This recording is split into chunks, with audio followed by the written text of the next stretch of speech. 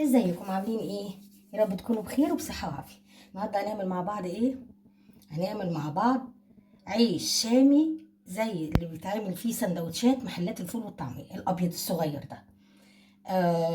مقاديره سهله جدا وموجوده عندنا في كل بيت، وطبعا هنحتاجه جدا في السحور، ناكل بيه الجبنه، نعمل بيه سندوتشات بالطعميه والفول. آه هيعجبكم جدا على فكره. معايا ايه المكونات؟ معايا معلقه سكر كبيره، ومعلقه خميره، كوبايه لبن، ونص كوبايه ميه، واربع كوبايات دقيق، يعني نص كيلو، بس لازم يتنخل كده. هوريكم ان انا بنخل عشان ايه، ما تقولوش ان انا بحط الدقيق كده من غير نخل اهو. ذره ملح وكوبايه ونص. انا ممكن احط كوبايه ونص ميه، بس انا حبيت اخليه غني شويه بما انه ان هو هشيله في الفريزر وينفعنا في السحور. طبعا انا كمان في حاجه، مش هعجن بالعجان لان ده نص كيلو مش مستاهل، لو اكتر من كده هعجنه في العجان، بس انا حبيت اعمل كميه قليله اوريكم، وانت لو حابه تضعفي ضعفي. ننخل الدقيق كويس جدا، وممكن مره واثنين وثلاثه زي ما انت عاوزه. دقيق طبعا فاخر يا جماعه بتاع المعجنات، نجاح اي معجنات عشان تكونوا فاهمين.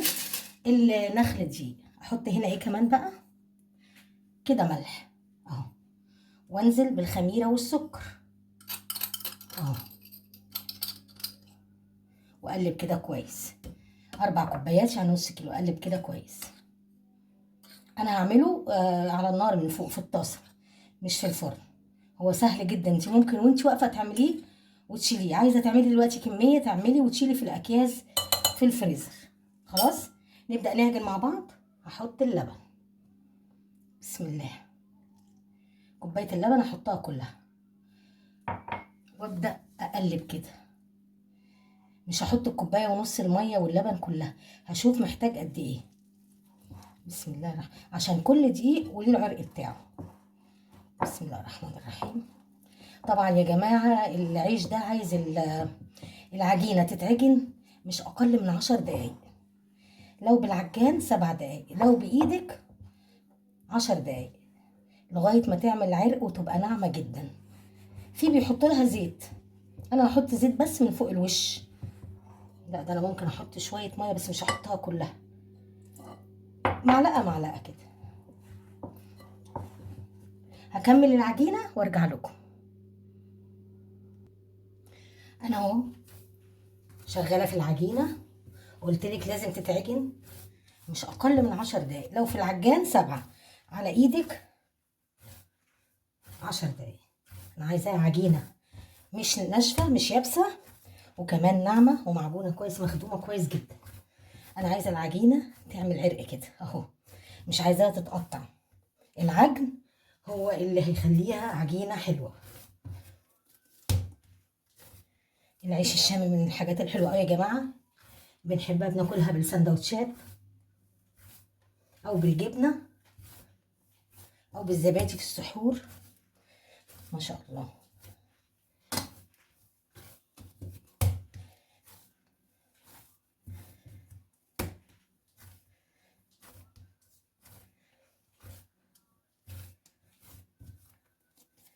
هنا عجينه،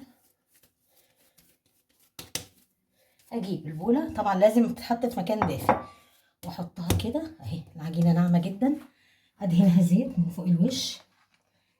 ممكن عايزه تحط لها معلقتين زيت انتي في العجينه، حطي براحتك. ادهن زيت كده بيساعد على الخمر وبيبقى. بسم الله الرحمن الرحيم. اغطيها بستريتش او بكيس نايلون، وبعدين بفوطه، واحطها في مكان دافي، وارجع اوريكم هنكمل الطريقه ازاي.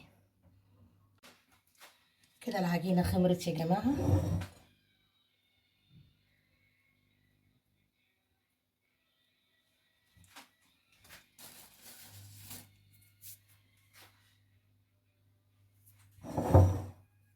ما شاء الله. لازم اعمل بقى كده، اهبط كده. بسم الله الرحمن الرحيم. لازم ارجعها زي الاول، بس خمرت كويس جدا.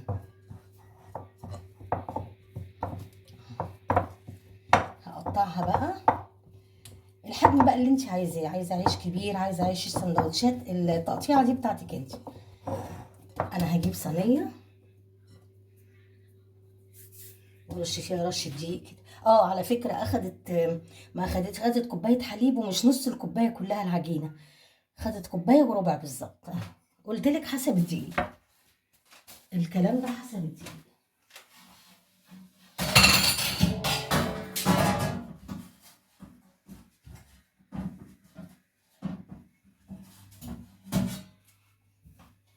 جايبه صينيه اهو، هرش فيها رشه دقيق كده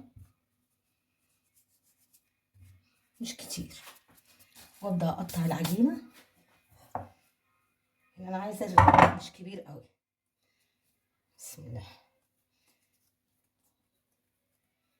انا عايزاه صغير اهو كده الحجم ده، ولازم اقفل تحت دي عشان ما ايه، ما تفتحش في العيش اهو. الحجم ده حلو قوي. هقطع واسيب العجينه تستريح شويه، اغطيها طبعا واسيبها تستريح شويه.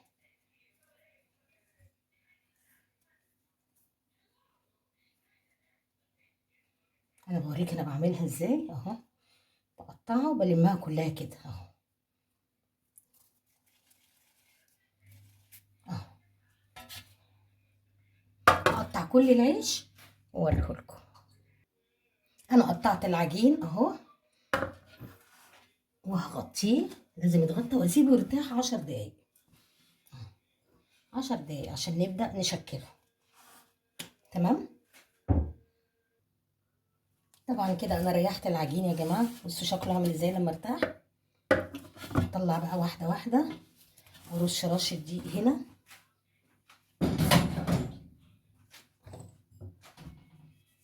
مش كتير طبعا.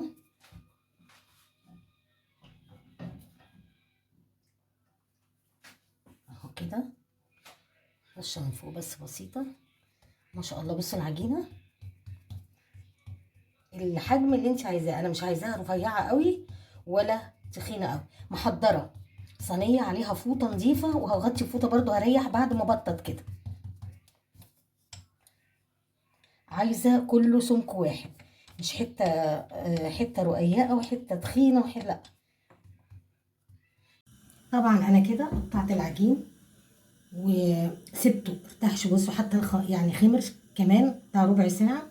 مولعه الطاسه اهو، طاسه تيفال او اي طاسه عندك، بسخنها وبنزل بالرغيف كده واوطي بقى، يعني نار متوسطه يا جماعه، مش نار عاليه قوي. واقلب بقى من جميع الجهات.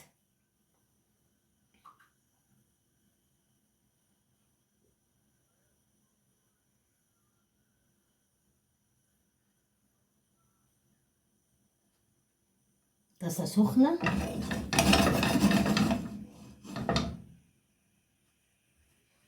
لازم بعد ما تعمليه بالنشابه يرتاح تاني، بحيث انه يعلى شويه. لو سبتيه رفيع وخبزتيه على طول او سويتيه على طول اهو، بدأ اهو ما شاء الله بدأ ينفخ. لما الاقيه بدأ ينفخ اقلبه تاني على الناحية التانية كده.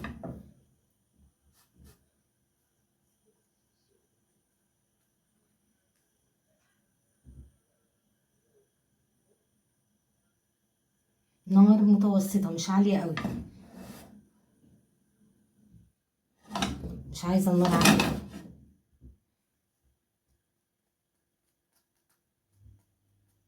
افضل اقلب في الرغيف كده لغاية ما يديني اللون اللي انا عايزاه ويستوي.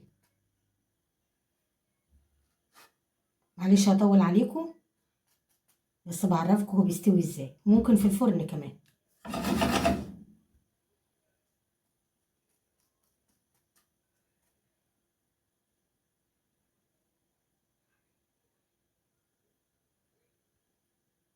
ريحته جميلة يا جماعة، الخميرة مع العجين بصراحة. ممكن لو مش عايزة تعمليه باللبن اعمليه بالزبادي، يعني تعجنيه بالزبادي ومية، لبن ومية، لبن بودرة.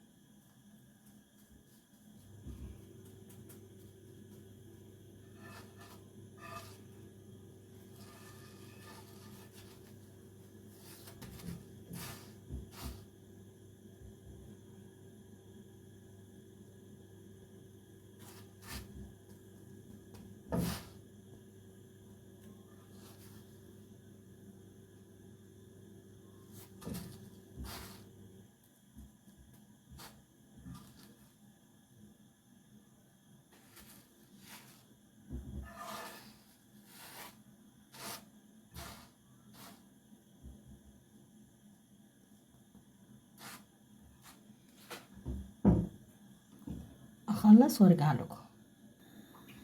اهو شايفين هنا الابابان انا لسه بسوي فيه اهو. بصوا بيعلى ازاي معايا. ما شاء الله مفرغ من جوه وريحته جميله جدا اهو. لازم اقلب كده اهو يا جماعه. مادام العجينه مخدومه كويس اخد من الجناب بس شويه كده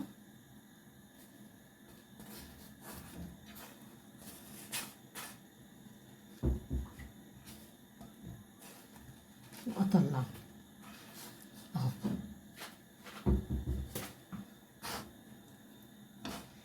وامسح الطاسه تاني عشان الدقيق اللي انا فردت بيه وارجع احط تاني اهو.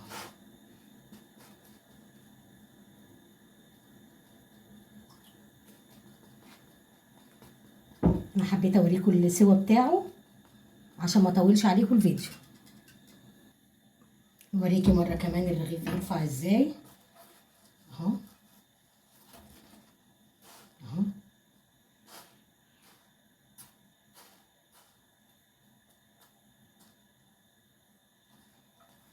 من اسهل ما يكون تعملي حبه عيش جمال تسحري منه، بعد كده تعملي الفطار، فطار الايام العاديه.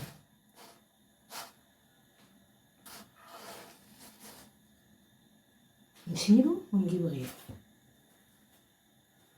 اهو.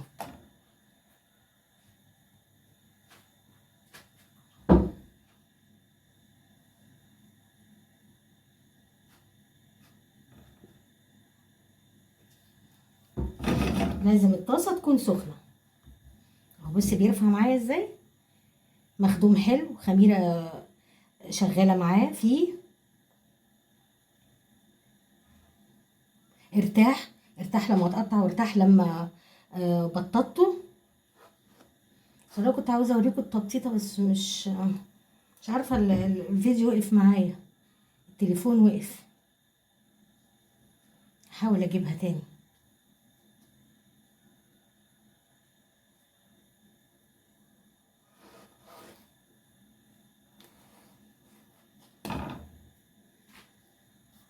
اخلص بقى ونرجع مع بعض.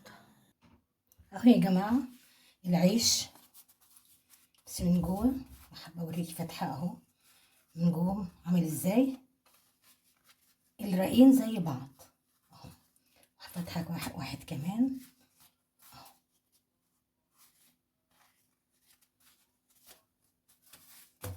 عملنا العيش الشامي ينفع للسحور، ممكن تشيليه بقى في الفريزر تعملي كميه اللي انت عايزاها، تضاعفي الكميه اللي انا عملتها اهو. بس بيفتح ازاي اهو، افتحها قدامكم برضو. خلصنا العيش خلاص. ما تنسوناش في اللايك والشير والسبسكرايب. دمتم بخير وان شاء الله نتلاقى في فيديو جديد.